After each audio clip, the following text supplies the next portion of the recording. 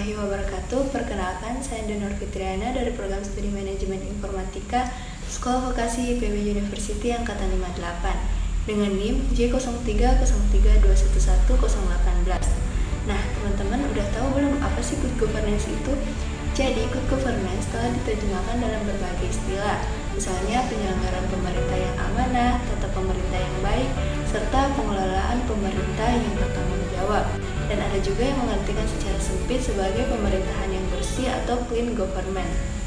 Lantas, apakah Indonesia telah melaksanakan good governance?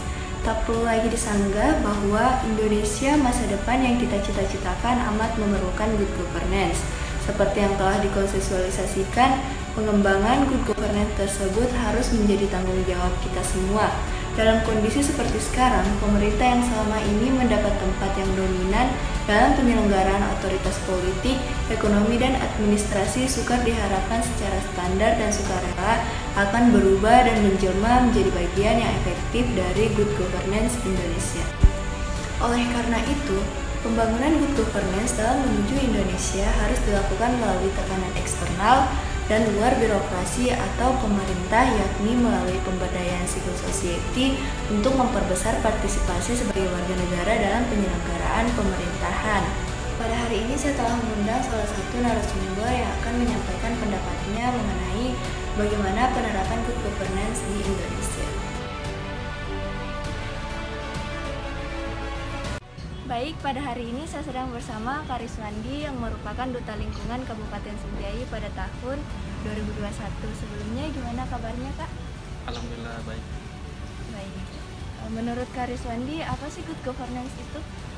Kalau untuk good governance, sepertinya kita harus dulu jelaskan perbedaannya dengan good government. Biasanya nanti orang berpikir bahwa good government sama dengan good governance. Nah, untuk government kan khusus untuk pemerintah.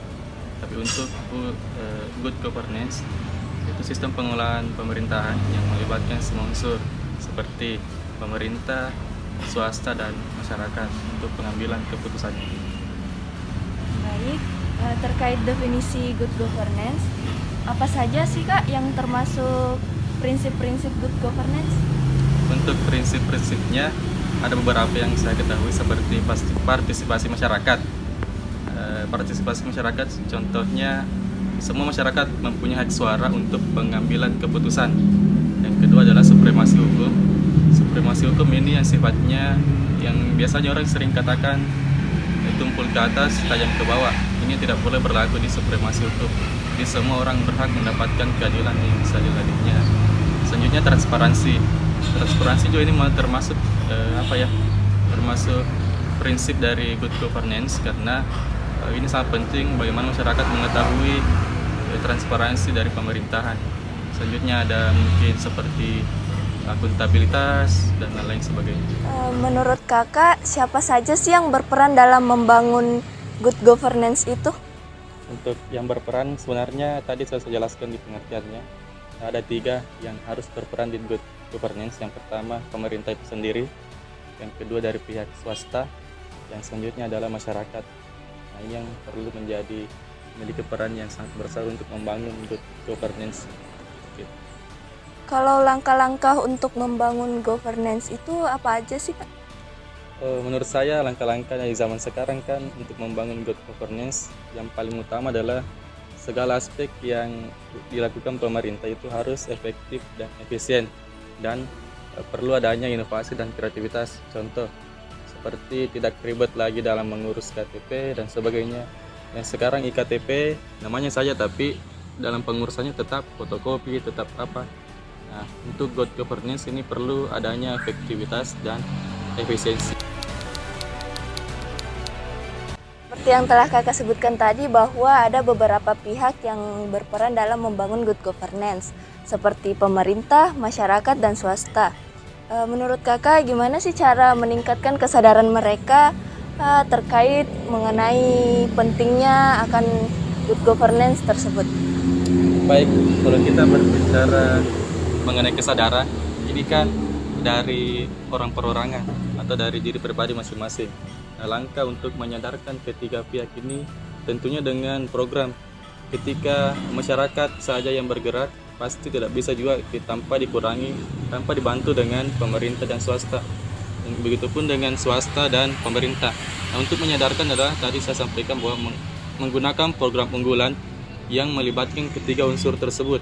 Ketika sudah kita menggunakan program dan akhirnya berhasil, saya yakin kegiatan selanjutnya akan melibatkan ketiga unsur tersebut sehingga terjadilah good governance. Bagaimana sih keadaan pemerintah saat ini? Apakah sudah menerapkan prinsip good governance? Kalau menurut saya pribadi, belum sepenuhnya. Karena dari segi efektivitas, efisiensi belum terlaksana. Dari segi transparansi pun juga belum. Anggaran APBN dan BUMN juga belum bisa diserap oleh masyarakat, belum bisa dilihat oleh masyarakat. Sehingga prinsip dari good governance belum terlaksana di Indonesia. Indonesia itu belum menerapkan beberapa prinsip good governance. Apa saja sih yang menjadi faktor penghambat dari terlaksananya good governance itu? Baik, untuk faktor yang membuat good governance tidak terlaksana, tadi ada kepentingan-kepentingan yang tidak bisa dilaksanakan oleh pemerintah, mungkin kepentingan swasta, diminta swasta ke pemerintah tidak diterima oleh pemerintah, sehingga pemerintah dan swasta tidak berjalan dengan baik. Yang pertama. Terus dalam hal pengambilan keputusan, contoh kemarin mungkin dari Undang-Undang Cipta Kerja, dari segi politik, anggaran dana juga tidak melibatkan masyarakat. Makanya prinsip good governance saya katakan tidak atau belum terlaksana di Indonesia. Seberapa penting menerapkan good governance dalam pemerintahan di Indonesia? Kalau berbicara tentang seberapa penting, jelas sangat penting karena kolaborasi ketiga unsur ini dapat membantu program-program pemerintah agar cepat terlaksana. Dari segi swasta kan ada dana CSR atau Corporate Social Responsibility, bisa digunakan untuk membantu kegiatan pemerintah. Masyarakat pun bisa dilibatkan di kegiatan tersebut. Selanjutnya juga untuk mengefisiensi anggaran perlu adanya good governance. Tidak lagi kita mencetak KTP, tapi melalui KTP elektronik yang melalui barcode.